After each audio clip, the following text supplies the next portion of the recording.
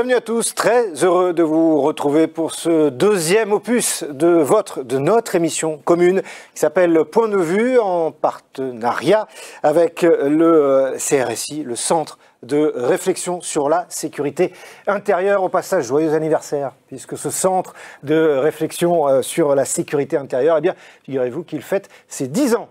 Cette année même, on aura l'occasion juste dans quelques instants d'en reparler avec son président, le fondateur du CRSI. Juste avant cela, vous dire que son président, Thibault de Montbrial, sera avec nous. Nous aurons l'honneur, le privilège également d'avoir le général André Lanata également à nos côtés. Et puis Anne-Marie Lepouriette également qui sera présente avec nous. L'occasion aussi, et vous allez le comprendre maintenant, pourquoi la présence de ces trois personnalités? Tout simplement parce que, c'est marqué peut-être, et vous allez l'avoir, ce synthé, regard croisé sur la souveraineté. Ça, c'est notre thématique ensemble. C'est ce dont ils vont parler, ce dont ils vont nous donner comme éclairage, apprentissage aussi, pour essayer de mieux comprendre, appréhender ce que le mot souveraineté veut dire et comment on peut, sous différents prismes, finalement l'entendre et le comprendre.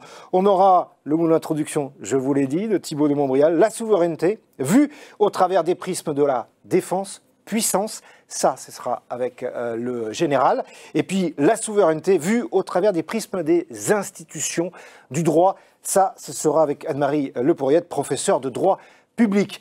Alors, c'était il y a 10 ans, quand ça s'est créé, mais bel anniversaire, j'ai envie de dire, et très heureux de l'accueillir. Le président, avocat au barreau de Paris depuis 1995, Thibault de Montbrial, bienvenue, joyeux anniversaire. Mais merci Jérôme, c'est vraiment un plaisir de vous retrouver, c'est un plaisir d'être dans cette coproduction sur cette émission avec vous. 10 ans, j'ai envie de vous dire, un siècle, une éternité. Aujourd'hui, le centre de réflexion sur la sécurité intérieure tourne à plein régime, avec un comité stratégique composé de personnalités éminentes. Nous sommes au cœur des débats, des réflexions, nous avons souhaité, depuis 18 mois à peu près, étendre les travaux du centre au-delà des questions strictement liées à la sécurité, c'est-à-dire sécurité, justice, immigration. Nous avons étendu nos travaux à tout ce qui touche à l'indépendance de notre pays. Et je ne vais pas aller plus loin sur la définition, puisque les juristes aiment bien dire que les mots ne valent que par le sens qu'on leur donne, et qu'un mot peut avoir plusieurs sens selon l'endroit ou le poste d'observation qui est le sien.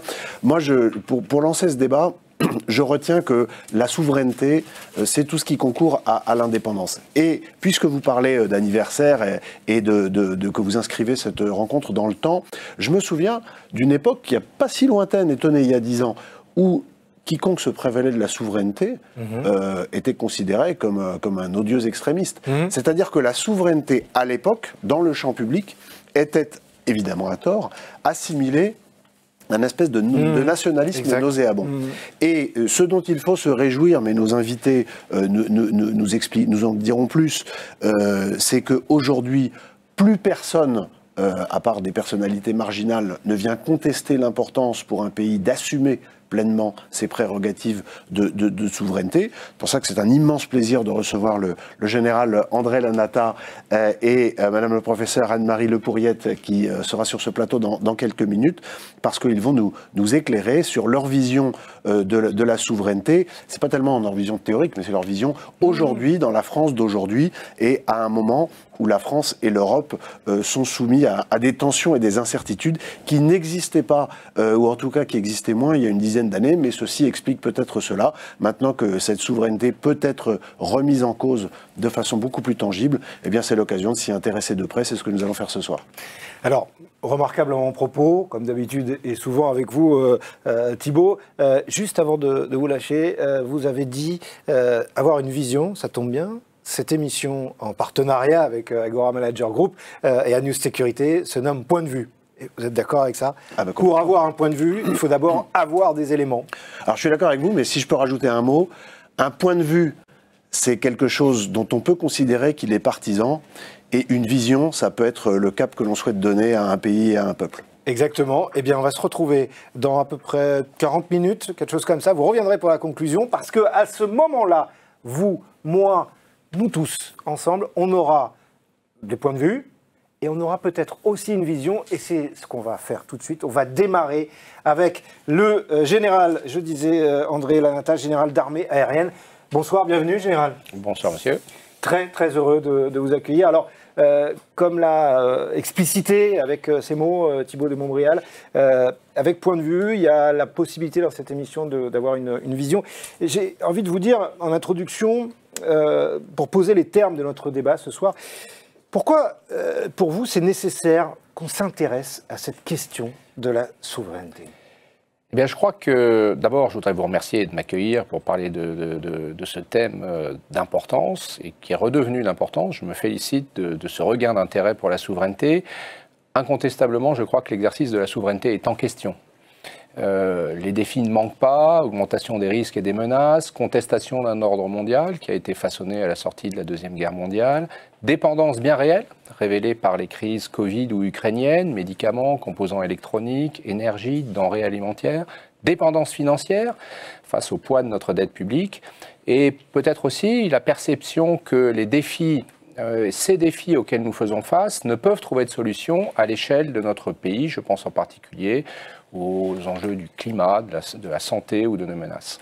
Deuxièmement, je crois que les crises qui se sont succédées ces dernières années ont conduit les Français et les Européens en général à prendre la mesure des vulnérabilités qu'ils ont concédées plus ou moins consciemment depuis de nombreuses années. Je pense bien sûr à la crise Covid ou à la crise ukrainienne, avec celle des approvisionnements ou les tensions dans le domaine énergétique. Mais déjà en 2008, la crise financière avait révélé ces nouvelles vulnérabilités avec l'effet systémique de la dérégulation financière. Donc une prise de conscience finalement où l'interdépendance avec ses bénéfices a fait place progressivement au risque de la dépendance. Troisièmement, cette inquiétude a conduit à conjuguer la souveraineté un petit peu à toutes les sauces. On parle de souveraineté numérique, alimentaire, industrielle, sanitaire, énergétique. Le moindre sujet, finalement, est prétexte à en appeler à la souveraineté nationale, comme pour les masques de protection sanitaire. Au fond, cette omniprésence des souverainetés, entre guillemets, traduit un doute du peuple souverain sur les capacités d'un État à choisir et à maîtriser ses dépendances dans un monde d'interdépendance plus ou moins consentie, voire des dépendances subies. Et finalement, c'est un doute sur la capacité de l'État à conserver le contrôle et exercer effectivement son dernier mot. Je constate également que, bien que l'on emploie souvent ces mots l'un pour l'autre, souveraineté n'est pas synonyme d'indépendance, ni même d'isolement ou d'autarcie. On peut être souverain et ne pas être 100% indépendant. C'est même le cas sans doute de la quasi-totalité des États de la planète aujourd'hui, sauf à être complètement autarcique, ce que n'est même pas la Corée du Nord. Parler de ces souverainetés adjectivées, entre guillemets encore une fois, c'est au fond affirmer la capacité à faire des choix autonomes dans des secteurs jugés stratégiques, ce qui en soi n'est pas franchement nouveau. C'est pour ça que je pense que la souveraineté s'applique surtout au domaine régalien, la défense, la justice, la sécurité, ainsi que dans le domaine économique, la monnaie, la finance. Le reste relève davantage de la maîtrise de nos dépendances. Incontestablement, notre défense nationale ou la question de notre dette publique sont des dimensions fondamentales de notre souveraineté, pas les difficultés d'approvisionnement en Doliprane, même s'il est regrettable d'avoir probablement concédé de telles dépendances. Et je vais m'en tenir ici sur ces considérations théoriques et je renvoie ceux que ça intéresserait à l'étude annuelle de 2024 du Conseil d'État qui avait consacré un document très bien documenté de près de 600 pages sur le sujet.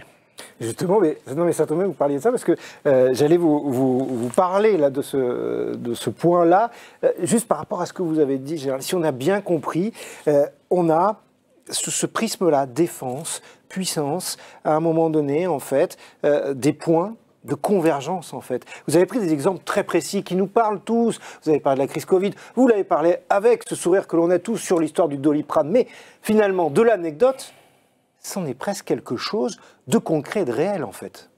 Tout à fait. On est tout à fait d'accord avec ça. C'est bien ça, la réalité de la souveraineté. C'est très concret, même si mon principal message en introduction que je voulais dire, c'est qu'il ne faut pas tout mélanger entre ce qui relève de dépendance, où il est manifeste que nous les avons parfois consentis sans bien en avoir conscience, et ce qui relève vraiment de la souveraineté d'un État. Alors, Ça, c'était pour nous permettre, Général, tous, maintenant on a une grille de lecture, hein, on a à peu près, on maîtrise un petit peu mieux ce plan, cette map. Je vais quand même rappeler que vous avez été chef d'état-major de l'armée de l'air, de l'espace et commandant suprême allié de la transformation de l'OTAN. Alors, un peu comme ça, j'ai envie de vous dire, et ceux qui sont avec nous en ce moment, qui nous regardent, c'est quand quelqu'un comme vous a eu ces responsabilités-là, cette vision, pour reprendre les propos de Thibault de Montbrial tout à l'heure, comment voyez-vous les enjeux de la souveraineté ? Alors, je vais évidemment m'en tenir dans le domaine qui est plutôt le mien, celui de la défense et de la sécurité. Je voudrais dire, premièrement, il n'y a pas de souveraineté sans une défense robuste. Vous connaissez cette affirmation du général de Gaulle, la défense est la première raison d'être de l'État. Or, nous vivons aujourd'hui dans un monde où la violence est libérée, où le droit est remis en cause. Je juge la situation particulièrement préoccupante, autant en raison des risques que je perçois, qu'en raison de l'insouciance de notre société. J'aurai l'occasion d'y revenir. Un seul nombre témoigne de cette préoccupation, 2443 milliards de dollars. 2443 milliards de dollars, c'est le montant des dépenses de défense dans le monde en 2023. C'est la plus forte augmentation d'une année sur l'autre depuis 2009, une hausse de 122% par rapport à 2000, un montant qui progresse encore en 2024. Le recours à la force devient le mode de règlement des conflits, la guerre est de retour. Le président de la République, dans ses vœux aux armées, hier, parlait de la brutalisation du monde.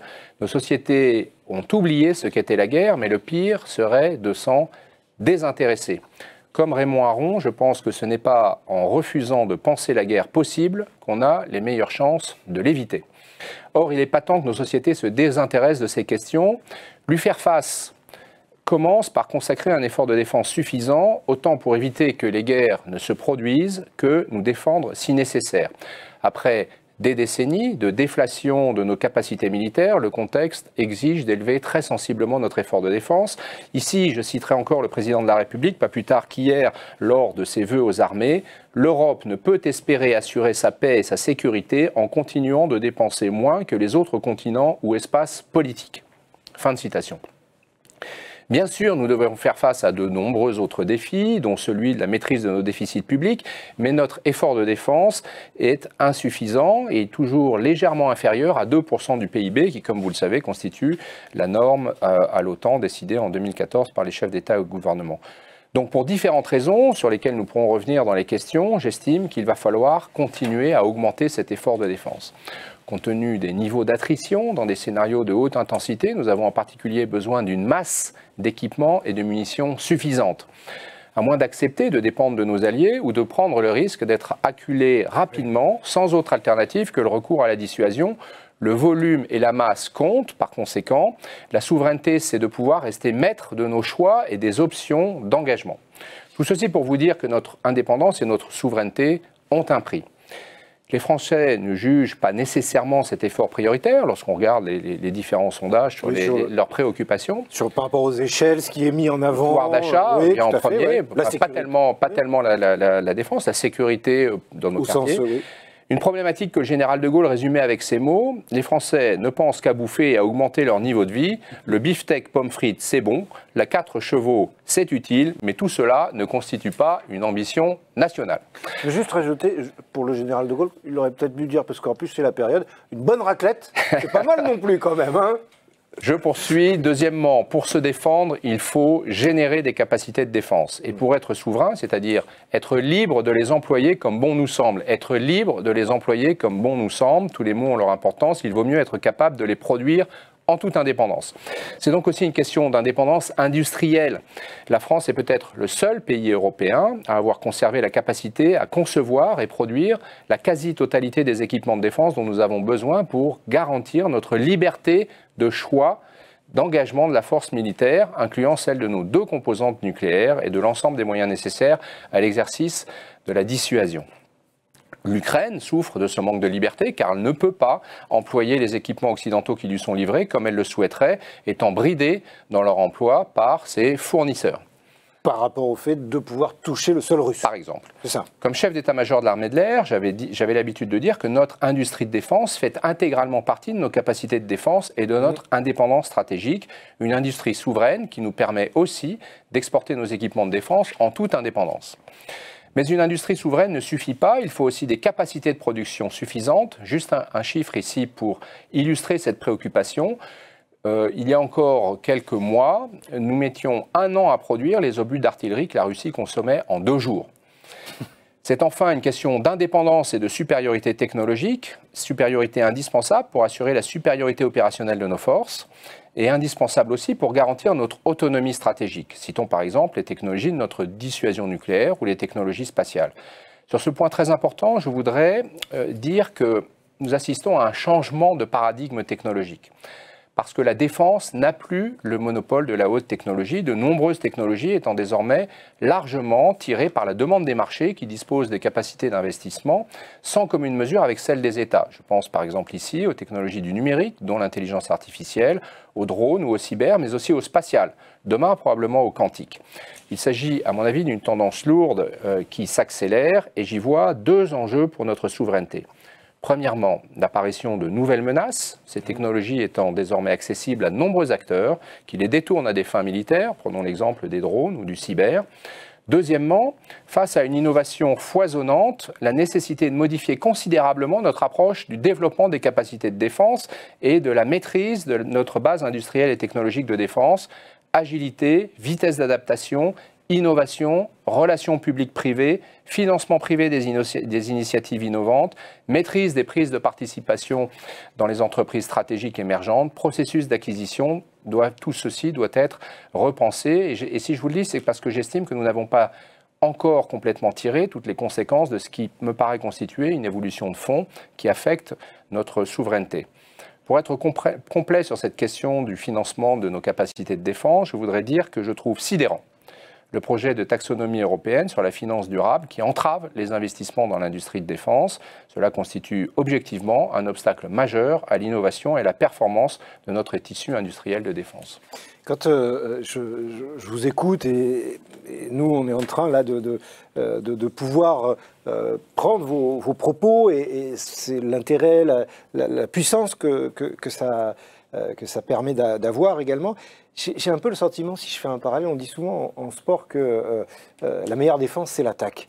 Dans tout ce que vous venez là de nous exprimer, alors merci d'ailleurs de l'avoir fait de manière concise, on a le sentiment en fait que là, ce qu'il faudrait, c'est qu'on attaque plus au sens, on augmente nos moyens, qu'on puisse répondre à ce que vous avez dit, parce que finalement, en général, tout ce que vous avez dit là, on peut y ajouter aussi des affrontements qui évoluent. Vous avez parlé des drones, vous avez parlé de la cyberattaque. Tout ça, c'est la guerre qui change de visage, finalement. Et est-ce que, dans quelle mesure, finalement, tout ça, ça affecte pas, j'allais dire, l'exercice de notre souveraineté? Ça affecte pas notre souveraineté? Vous avez complètement raison de souligner cette dimension fondamentale de notre paysage. Incontestablement, l'exercice de la souveraineté est confronté à de nouveaux domaines de confrontation. Je pense ici au cyberespace, vous l'avez cité, mais aussi au spatial, au domaine de l'information ou aux grands fonds sous-marins. Quelques considérations sur les enjeux, si vous le voulez bien, dans chacun de ces domaines. Bien qu'ils soient très différents, ils disposent de caractéristiques communes. Il s'agit d'espaces partagés, avec une absence de frontières, qui sont très difficiles à contrôler et dont les dimensions sont difficiles à appréhender. Ils font l'objet d'une absence de règles communes ou de formes d'ordre. Les agresseurs y disposent d'un certain anonymat et donc d'une forme d'impunité. Leur exploitation est essentielle à la vie de notre société. Pensons au cyberespace, comme à nos opérations militaires, donc à notre sécurité. Et j'ajouterais, la société civile y est davantage ciblée que nos dispositifs de défense parce qu'elle est plus vulnérable. Ces domaines sont ainsi le théâtre de nouveaux scénarios d'agression, hybrides, entre guillemets, c'est-à-dire sous le seuil du déclenchement des conflits armés, qui cherchent à contourner nos dispositifs de défense. Dans ce nouvel environnement, le chef d'état-major des armées disait qu'il fallait gagner la guerre avant la guerre. Je pense aussi qu'il s'agit d'éviter de la perdre avant de l'avoir engagée. Je cite ici le général Valéry Gerasimov, chef d'état-major des armées russes. J'ouvre la citation. Un État prospère peut se transformer en un théâtre d'affrontement en quelques jours. Les règles de la guerre ont changé. Des moyens non militaires peuvent se révéler plus efficaces que le recours à la force et servir des objectifs stratégiques. » Fin de citation. Ces domaines constituent donc à l'évidence un nouvel enjeu de notre souveraineté. Dans le domaine spatial, il y a quelques mois, les 7 astronautes de la Station spatiale internationale ont dû regagner en urgence leur vaisseau et se préparer à une évacuation en raison des débris générés par un tir anti-satellite de la Russie. Dans le domaine cyber, les agressions sont permanentes dès le temps de paix. Les conflits débuteront par des agressions cyber paralysantes sur nos infrastructures civiles, critiques, énergie, transport, santé, moyens de communication, finances, chaînes d'approvisionnement, tout y passera probablement. Avant même le premier coup de feu en Ukraine, la Russie a neutralisé par une attaque cybernétique les moyens de communication spatiaux des forces ukrainiennes. Le domaine de l'information est selon moi le plus préoccupant parce qu'il mine de l'intérieur nos démocraties. Il mine de l'intérieur nos démocraties, les divise comme il divise nos alliances et affaiblit le moral de nos sociétés. Je n'hésite pas à qualifier les réseaux sociaux d'outils d'abêtissement de masse et de chevaux de Troie de nos adversaires. Il y a là un danger, me semble-t-il, existentiel pour nos démocraties et nos alliances. Tout ceci a parfaitement été théorisé par la Russie depuis 10 ans. Je cite à nouveau le général Valéry Gerasimov. Ouvrez les guillemets, les ressources de l'information permettent de priver la partie adverse de sa souveraineté sans que ses territoires ne soient conquis. Fin de citation. Il faut bien comprendre que parce qu'il touche à nos libertés individuelles et parce que nous sommes tous acteurs de cette bataille des perceptions, jusque dans les likes ou le nombre de followers que nous recherchons, ce domaine de l'information est très difficile à appréhender. Lorsque j'étais à la tête du commandement suprême allié pour la transformation, j'avais cherché à sensibiliser le Conseil de l'Atlantique Nord sur les agressions que nous subissions déjà dans ce domaine. Pour compter à peu près sur la période, c'était quelle période? C'était en 2018. Dans ce que j'avais appelé la guerre cognitive.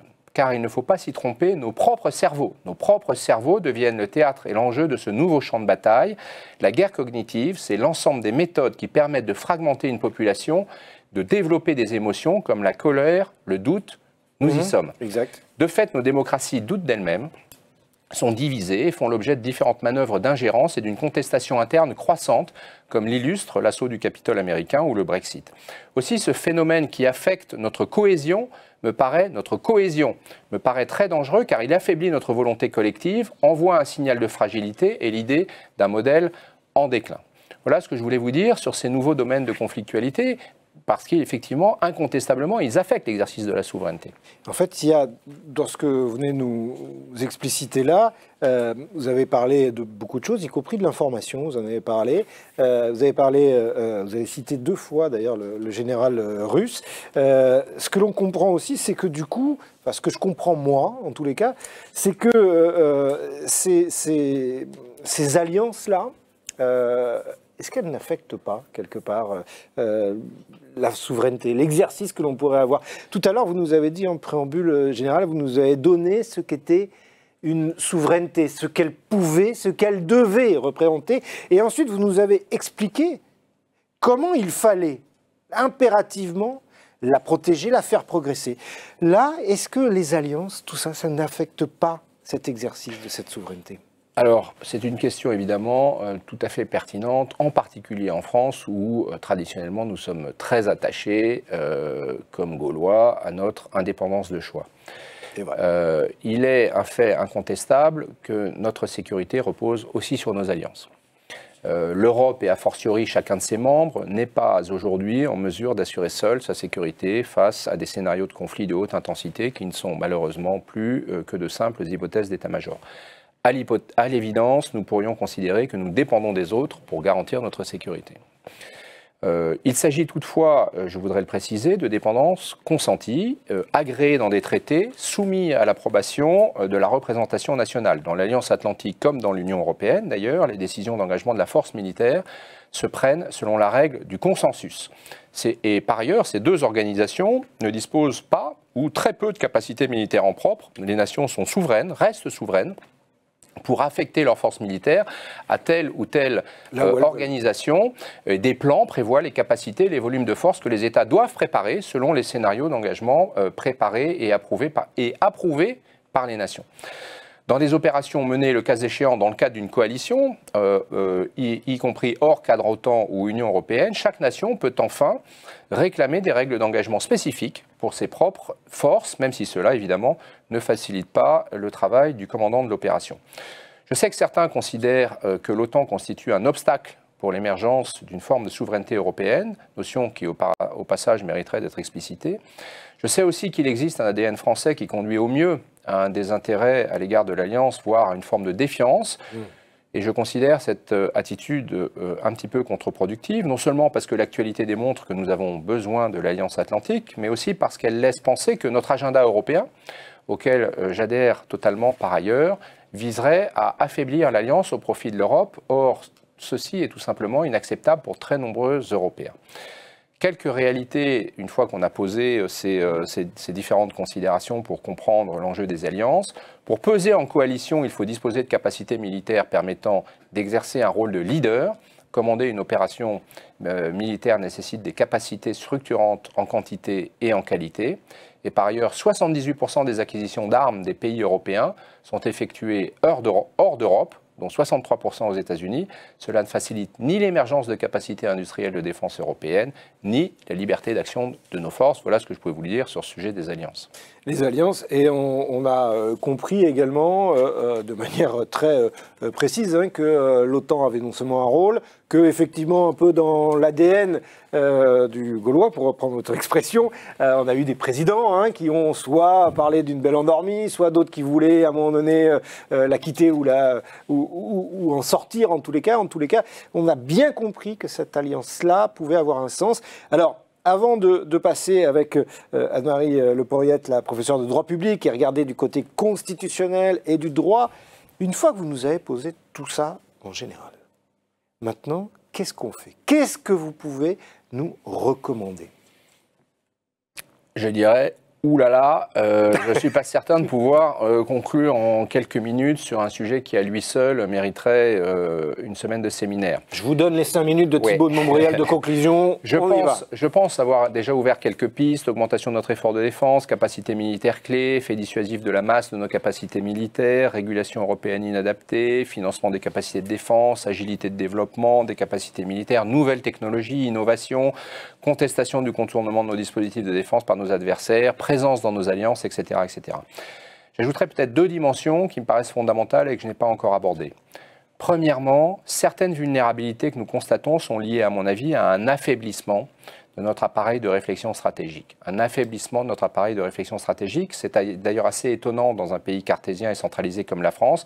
Les dépendances d'aujourd'hui s'expliquent par des choix, voire des non-choix, effectués dans le contexte de la mondialisation heureuse et de la libération de l'économie, où les préoccupations d'indépendance et de souveraineté étaient reléguées au second rang, et c'est ce qu'a voulu indiquer également Thibault de Montbrial dans sa introduction. Le meilleur exemple est celui de l'énergie. Je remercie au passage le CRSI pour le rendez-vous qu'il a organisé en novembre dernier sur cette question centrale. Dans ce domaine énergétique, ce n'était probablement pas une très bonne idée d'être autant dépendant d'un régime autoritaire, car cela a contraint, à l'évidence, nos choix dans certains scénarios. Et donc, je pense qu'il faut absolument nous remettre à penser en termes stratégiques. Cela signifie disposer d'une vision de long terme, discerner ce qui est critique de ce qui l'est moins, être constant dans nos efforts, etc. Deuxièmement, et je souhaiterais terminer par un thème que je rappelais souvent aux hommes et aux femmes que j'ai eu l'honneur de commander et pour certains de mener au combat lorsque j'étais commandant d'un escadron de chasse ou plus tard à la tête de l'armée de l'air, celui de nos forces morales. Les faiblesses de l'armée russe ont surpris. Elles ne résultent pas de celles de ses équipements ou de son volume de force. Tous les attributs de puissance dont je viens de parler, la plus belle armée du monde, les équipements les plus performants, les technologies les plus sophistiquées, ne sont rien sans force morale. Et je suis assez bien passé pour savoir quelle force de caractère il faut mobiliser au combat pour prendre l'ascendant sur un adversaire. Les forces morales ne sont évidemment pas le fait uniquement que des militaires. Les guerres ne concernent plus simplement les armées. Nos sociétés sont soumises également à la violence sous toutes ses formes, comme l'actualité le rappelle tristement. Je vous dis ceci parce que je ne suis pas certain que les opinions occidentales aient bien pris conscience de la gravité de la situation du monde tel que nous le trouvons aujourd'hui. Elles voient le spectacle de la guerre, mais croient-elles véritablement à cette possibilité? Ne préfèrent-elles pas se considérer à l'écart, un peu à l'image de ces malheureux participants à cette rave party à 3 km de Gaza, en Israël, nous dansons un peu au bord du gouffre. L'habituel défaut de l'homme est de ne pas prévoir l'orage par beau temps, disait Machiavel dans Le Prince. Ouais. Ce décalage de perception est peut-être lié à la professionnalisation des armées qui fait peu à peu des questions de défense un domaine réservé à des experts et à quelques militaires de moins en moins nombreux d'ailleurs et qui occupent de moins en moins de postes de responsabilité dans la société civile, ce qu'un récent rapport du Haut Comité de la condition militaire dénonçait. Ce décalage de perception me paraît lourd de conséquences car en définitive notre souveraineté repose sur notre volonté collective de nous défendre, notre volonté collective de nous défendre. Les armées françaises, les missions qu'elles effectuent à travers les ordres qu'elles reçoivent de nos autorités politiques ne sont que l'émanation de cette volonté nationale conduisant à engager la violence légitime d'État. Nos soldats tirent leur légitimité et leur force de cette volonté. La plus belle armée du monde ne pourra pas grand-chose si celle-ci faiblit. Ensuite, je souhaite me tromper, mais notre société va devoir mobiliser des forces nouvelles pour faire face aux scénarios que nous avons probablement devant nous. Et là, c'est autre chose.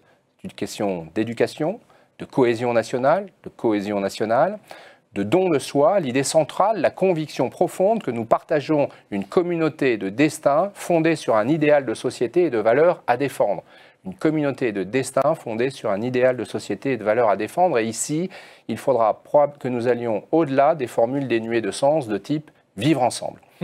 C'est enfin, à titre individuel, à chacun d'entre nous d'être prêt à engager l'essentiel pour quelque chose de plus grand que nous-mêmes, comme nos soldats qui paient parfois le prix du sang sur des théâtres d'opération. Est-ce que nous sommes bien préparés à cela? Tout simplement parce que, à elles seules, ces forces morales peuvent dissuader un adversaire ou à l'inverse, si elles venaient à manquer, le convaincre de passer à l'action. En définitive, je pense qu'en elles réside probablement le vrai fondement de notre souveraineté et je voudrais terminer là-dessus. Merci. Alors, merci à vous, Général. Juste avant de vous libérer, ça fait aussi sens et écho avec ce que le président de la République, Emmanuel Macron, disait là par rapport aux jeunes. L'engagement de la jeunesse. Et puis, vous avez parlé, vous avez parlé de l'orage, vous avez fait ce lien-là. Ça m'a fait penser à cette phrase de Sénèque qui disait qu'il ne faut pas attendre l'orage pour savoir danser sous la pluie. C'est aussi un peu le résumé de votre propos, j'imagine. Exactement. Préparons-nous.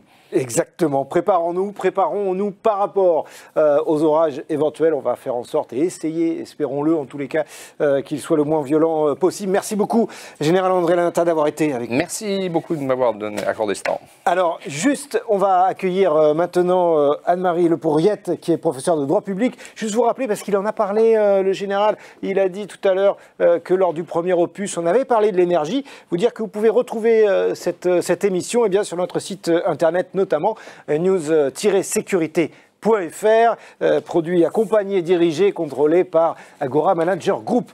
Alors, on vient de passer 15-20 bonnes minutes avec le Général André Lanata. On va en faire de même maintenant, mais sur deux prismes différents, mais complémentaires. Vous allez le voir. Constitutionnalité et droit. Bonsoir, Anne-Marie Lepourriette. Bonsoir, monsieur. Très heureux. Enchanté de vous avoir. Alors, professeur de droit public, constitutionnaliste, vice-présidente également de l'Association française du droit constitutionnel. C'est fini. J'ai laissé la place aux jeunes. Pourquoi? On a changé, on a rajeuni les équipes dirigeantes de l'Association française de droit constitutionnel. On ne peut pas être à vie là-dedans quand même. Et la jeunesse est un état d'esprit, disait le général MacArthur. On est bien d'accord. Donc, voilà. Bon, donc, vous avez en tous les cas légué ce que vous aviez fait, bien sûr, mais vous en êtes. Alors, première question, un peu la même qu'avec le général. Comment on pourrait, selon vous, d'un point de vue constitutionnel, ou droit d'ailleurs, définir la souveraineté? Alors, la souveraineté, pour un juriste, un constitutionnaliste, la vraie souveraineté, je serais tenté de dire la seule, elle est juridique et politique. Aujourd'hui, il y a malheureusement, je trouve, une tendance à utiliser le mot souveraineté à toutes les sauces, fortement adjectivé.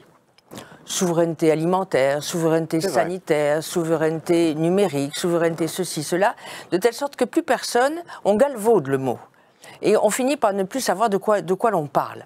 Alors, et par exemple, quand le président de la République va parler de souveraineté européenne, personne ne sait s'il s'agit d'assurer l'autosuffisance du continent dans tel ou tel domaine économique, ou s'il s'agit de créer une Europe fédérale où les États membres perdraient définitivement leur souveraineté à eux. Donc on ne comprend pas s'il s'agit d'une notion juridique ou de notions économiques ou factuelles, si vous voulez, en quelque sorte. Alors, attendez, il y a juste une petite chose. C'est rien, c'est le micro. Voilà. Non, mais on vous a entendu, ne vous inquiétez pas. C'est voilà. Pour à la fois l'esthétisme. Alors, attendez, hop, je le fais en direct. Permettez. Regardez. Ça, c'est. Alors, je ne touche en rien à votre souveraineté personnelle. Voilà, on est bon.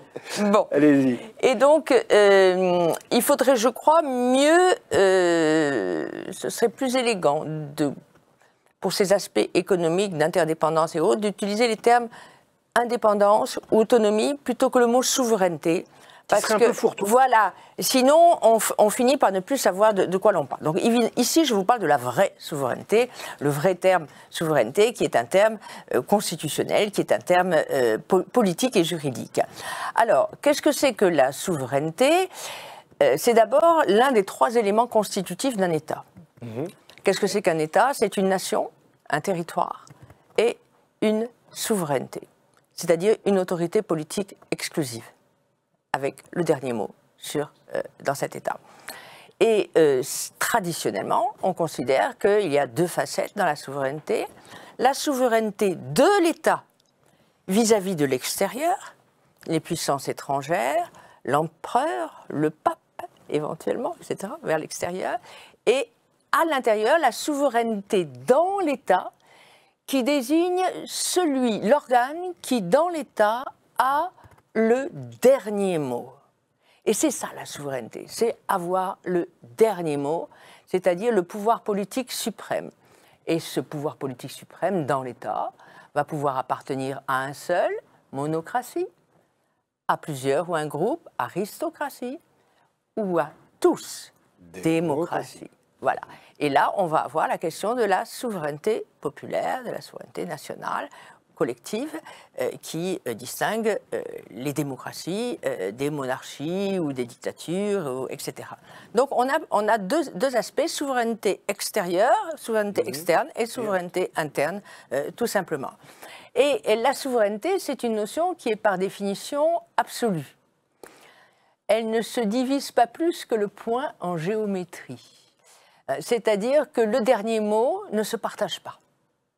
Bon. C'est-à-dire que La souveraineté est absolue. Il n'y a pas de partage de souveraineté, il n'y a pas de division de la souveraineté.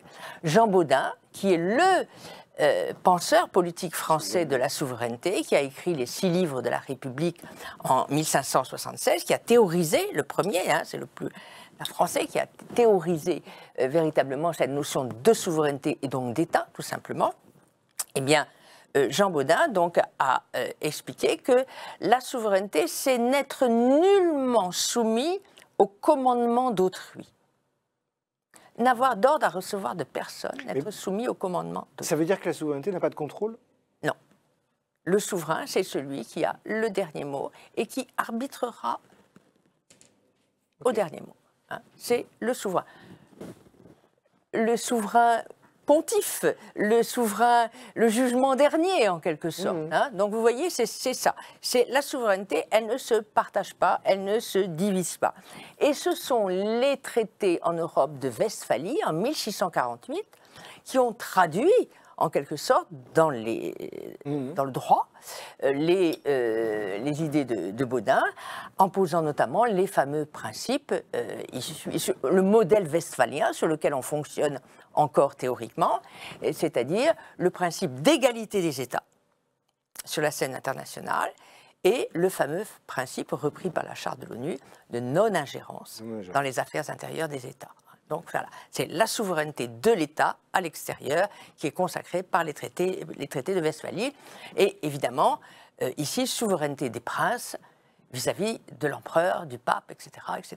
C'est toute l'Europe qui se reconfigure sur la base de cette idée d'État-nation. Alors, vous parlez là de l'Europe, je veux dire professeur, parce que ça m'intéresse et je pense ceux qui nous écoutent également.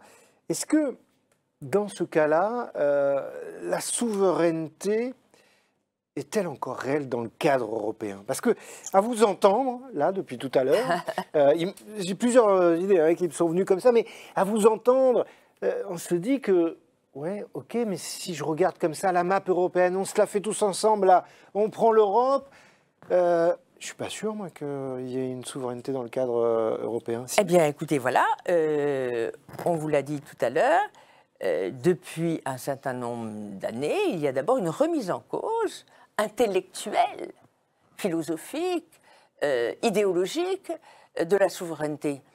Qu'y a-t-il de pire qu'un souverainiste pour les fédéralistes européens? Bon, encore récemment, dans un débat à l'Assemblée nationale sur un projet de révision des traités tendant à consentir encore plus d'abandon de souveraineté au profit de l'Union européenne, eh bien, un député centriste, fédéraliste, a accusé les collègues qui refusaient ce projet de traité, cette idée de réviser les traités, les a accusés encore de repli sur soi, d'être nauséabond, d'être étriqué. Voilà. Donc, la souveraineté a mauvaise presse. On revient au propos de Thibault de Montbrial en introduction. C'est pour ça que j'y ai repensé. Et donc, à partir, si vous voulez, de la moitié du XXe siècle, la construction européenne a été fondée sur l'idée des pères fondateurs, Jean Monnet, Schuman, etc., a été fondée sur l'idée que c'était les États-nations westphaliens qui étaient responsables de la guerre, des deux guerres, et qu'il fallait donc brider les États-nations, les enfermer dans un corset pour les empêcher de se guerroyer, au lieu d'admettre que c'était plutôt l'impérialisme d'une seule nation et pas la faute de l'État-nation lui-même, en quelque sorte, si vous voulez. Donc, le modèle westphalien a été remis en cause dès les fondations de l'Europe, et l'idée de Jean Monnet a été de construire un système, si vous voulez, de cliquet, où on consentirait des abandons de souveraineté, clac, clac, clac, en ne pouvant plus jamais revenir en arrière, par un système progressif comme ça. Ça, c'est le système Monnet. Et en France, alors que la Constitution française a ignoré l'Union européenne pendant longtemps, c'est à partir du traité de Maastricht, et après donc une période de relative indifférence, on ne comprenait pas bien ce qui se passait à Bruxelles. Donc là, on est autour des années 90. Eh bien là, on a une révision de la Constitution qui introduit dans celle-ci un titre 15 de l'Union européenne. Et dans ce titre 15, il est dit « La France participe à l'Union européenne dans le cadre du traité signé à le temps ». Et à partir de là, le traité va se constitutionnaliser. Et tout ça, c'est à la fin de la Constitution.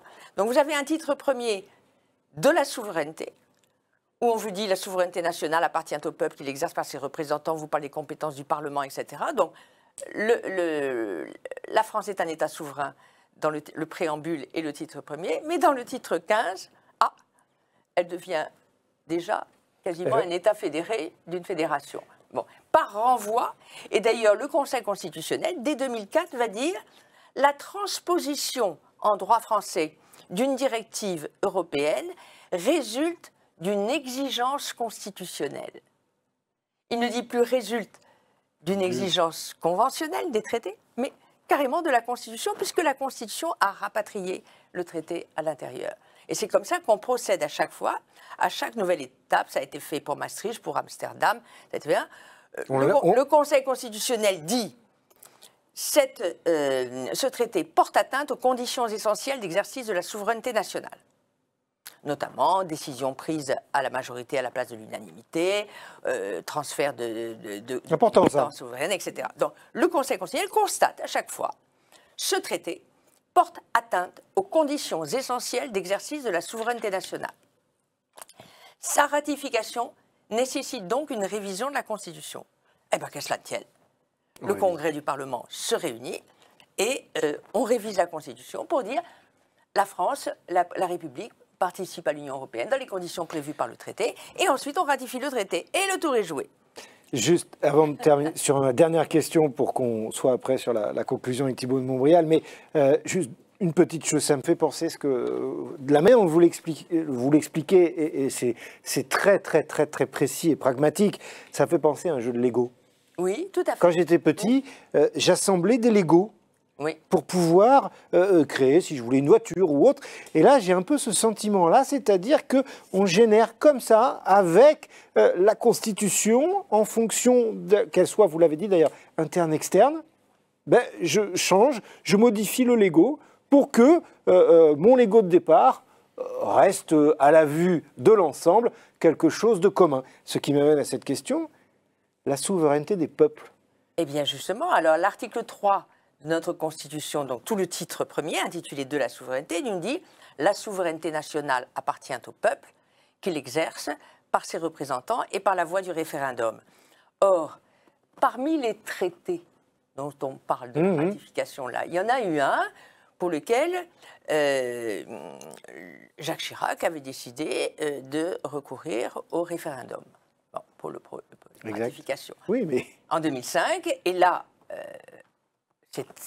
le processus fédéral est tel où on a le sentiment et on voit bien que la France va disparaître. Oui. Bon, c'est clair et net.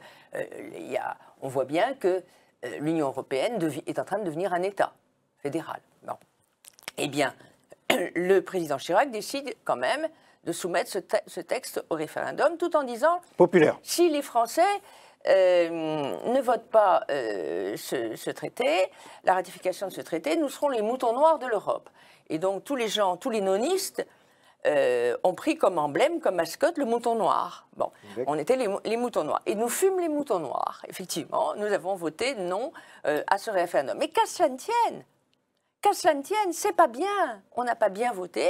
Et donc, que s'est-il passé? Eh bien, on a repris exactement le même traité, mais avec un plan différent, divisé en deux, le traité sur l'Union européenne, le traité sur le fonctionnement de l'Union européenne. Donc, on a deux traités. Et celui-là, on a révisé la Constitution pour permettre sa ratification. Et ensuite, c'est le Congrès du Parlement, c'est le Parlement qui a ratifié. Et donc, plus de référendum en la matière. Et depuis, plus personne n'a osé faire un référendum en France, puisque le peuple vote mal. Bon. Et en conséquence de quoi, on voit bien là que la souveraineté populaire, la démocratie donc, eh bien, elle est aussi atteinte. C'est bien pour ça qu'on parle de déficit démocratique de l'Union européenne, puisque on transfère des compétences essentielles à une Union européenne qui est technocratique, qui n'est pas démocratique, et donc on enlève le pouvoir des peuples, leur pouvoir d'autodétermination politique, on l'enlève pour le transférer à une Europe technocratique. Et il y a un juge qui dit ça, qui le dit de la manière la plus claire qui soit, c'est le juge constitutionnel allemand. La Cour constitutionnelle de Karlsruhe a dit que le traité de Lisbonne, on était à la limite et qu'on ne pourrait pas aller beaucoup plus loin. On l'a dit, hein, parce que dans la constitution allemande, on ne peut pas toucher au caractère démocratique de l'Allemagne.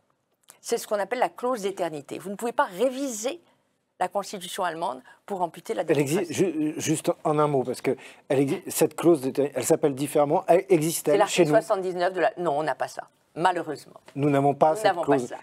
Et le Conseil constitutionnel dit toujours, ben, s'il y a une révision, moi je ne peux rien faire. Ce que j'ai compris, c'est qu'on a cassé mon Lego, là. Oui, on a cassé votre Lego. Voilà, c'est qu'on a cassé mon Lego. Alors, j'ai compris d'autres choses aussi, mais je conclurai avec ça. Juste avant, parce que c'est celui qui doit conclure, il a fait l'introduction, c'est Thibaut de Montbrial, sur la souveraineté. On était sur regard croisé. Maintenant, c'est uniquement votre regard, Thibaut. Je vais vous le donner, mais je voudrais dire une chose pour rebondir sur votre Lego cassé qu'Anne-Marie Le Pourriette vient de casser devant vous. En réalité, c'est pas vous, c'est une certaine évolution européenne. C'est que depuis 2 ans, dans le cadre du CRSI, je fais des déplacements partout en France, plusieurs fois par mois. Et je vais à la rencontre des gens, y compris dans des endroits qui sont peu urbanisés. Il y a toujours des débats d'une grande richesse. Et le reproche que j'entends à chaque fois de la part du peuple, c'est la façon dont une majorité s'estime trahie par le choix, en 2008, de faire voter par le Parlement le traité de Lisbonne, 3 ans après que la Constitution européenne ait été rejetée par référendum en 2005. Et ça, c'est une décision considérée, ressentie encore 20 ans après comme antidémocratique et qui a considérablement contribué à aggraver la crise de confiance dans les institutions en France aujourd'hui et donc dans ce qu'on appelle le politique au sens large. Si vous me permettez, le président Macron, dans son discours au Conseil constitutionnel, pour l'anniversaire de la Constitution, a dit exactement ce que vous venez de dire, qu'il était frappé par le ressentiment populaire à l'égard de la démocratie bafouée en 2007, ce qui ne l'empêche pas quand même de préparer une révision de traité qui ira bien plus loin encore que le traité de Lisbonne. Alors, maintenant la vision à laquelle vous m'invitez, je rassure chacun, c'est pas parti pour 45 minutes de vision épique, bien que j'en serais capable et moi ravi et heureux, et tout le monde aussi. On fera ça une autre fois. Je voudrais retenir 2 points. Le premier, c'est que l'exercice de la souveraineté ne peut s'accommoder que de la réflexion et de la sérénité. Et je suis très frappé. Par exemple, prenez un sujet comme l'immigration, qui est un sujet de souveraineté par excellence, qui une nation peut accueillir, comment, dans quelles conditions, jusqu'où, etc. C'est un sujet qui devrait être un sujet non passionnel. Oui. La question, l'immigration est-elle une chance pour la France, oui ou non, est une question objectivement absurde. C'est pas comme ça qu'il faut raisonner. Ça, c'est introduire le champ passionnel dans un débat qui ne l'est pas. La seule question qui va, en matière d'immigration comme dans d'autres champs de souveraineté, c'est quel est l'intérêt du pays. Et l'intérêt du pays aujourd'hui peut ne pas être le même dans 3 ans ou peut ne pas avoir été le même il y a 3 ans. Donc, d'abord, de remettre à chaque fois bien en perspective le fait que les sujets de souveraineté, au sens étroit, au sens où ils ont été définis par nos invités, eh bien, ne peuvent se penser que dans le calme et la sérénité. Et puis le deuxième point, je voudrais rebondir sur un thème qui m'est cher et qui a été évoqué par le général André Lanata, qui est la force morale. La force morale, elle est indispensable et elle sera indispensable non seulement pour faire face à d'éventuelles agressions extérieures, mais avant tout pour reconstruire notre pays. Notre pays, Jérôme, aujourd'hui, il est extrêmement fracturé. Il est au bord de l'éclatement. On va pas il faut dire les choses comme elles sont. Et ça implique 2 choses, et je termine par là. La première, c'est qu'il faut que l'État soit prêt à assumer une de ses prérogatives essentielles dans le cadre même de la préservation de la cohésion nationale et donc de la souveraineté, c'est l'exercice de la force légitime ou violence légitime. Mais je préfère le mot force, parce que le mot force, le mot violence peut être teinté de péjoratif. Mais la force légitime. Il ne peut pas y avoir d'organisation constituée sans qu'il y ait une police avec une discipline et des sanctions, y compris l'usage de la force proportionnée lorsque la souveraineté est mise en cause par des forces contraires. Et puis la deuxième, c'est que moi j'ai théorisé depuis longtemps un choc d'autorité dont beaucoup se sont emparés dans les mots et encore assez peu dans les faits. On va voir si Bruno Retailleau a la capacité de le faire, parce que c'est le seul qui semble avoir pris cette dimension concrètement. Mais rétablir l'ordre, ça ne fait rêver personne. C'est en réalité un préalable. Et puisque vous parliez de vision, moi je voudrais finir là-dessus. C'est que cette force morale, seule, nous permettra de reconstruire notre pays. Et pour ça, au-delà du rétablissement de l'ordre qui est un préalable, il faut prévoir de quoi nourrir notre capacité à être souverain. Et comment est-ce qu'on peut nourrir notre capacité à être souverain? C'est en recréant un peuple qui soit culturellement éduqué, qui apprennent à l'école l'histoire de France, qui sachent qui il est. Pour être aimable, il faut être aimé. Qui sommes-nous? Nous devons nous accepter pour pouvoir ensuite exercer notre souveraineté. Pas la tyrannie, la souveraineté populaire. Nous sommes un pays aux racines gréco-latines. Nous sommes un pays de tradition judéo-chrétienne. Et ça, c'est la boussole absolue. C'est-à-dire que tant qu'on ne remettra pas ces vérités historiques essentielles au cœur de l'éducation et de la culture, nous ne pourrons plus être aimables auprès de tous ceux qui veulent nous détruire et nous n'aurons plus la force de tenir. C'est ça, c'est un programme vraiment, je pense, qui doit se travailler sur 10, sur 15, sur 20 ans et qui devra permettre et qui pourra permettre et qui, j'espère, le permettra à la France de redevenir ce qu'elle n'aurait jamais cessé d'être. Et ça passera par une souveraineté pleine et entière, apaisée, mais assumée. Belle conclusion, tout comme cette émission aura été riche, intéressante, indépendante dans le propos, indépendante dans l'esprit. Vous pourrez la retrouver. Alors, à la fois, on va aussi afficher le site internet du CRSI, dont je rappelle que c'est l'anniversaire pour sa 10e année. Vous pourrez aller vous promener. Cette émission Point de vue est en collaboration avec le CRSI et puis Agora Manager Group. Vous retrouvez sur ANews Sécurité, bien évidemment, cette deuxième émission. Force légitime, force morale, capacité à être souverain. Autant d'éléments qui vous auront été proposés, donnés sur la souveraineté. Je retiendrai, Thibault, par rapport à ce que vous avez dit tout à l'heure, une phrase qui m'est revenue là, comme ça, d'Abraham Lincoln, qui disait « Si vous pensez que l'éducation coûte cher, essayez l'ignorance ». À la prochaine.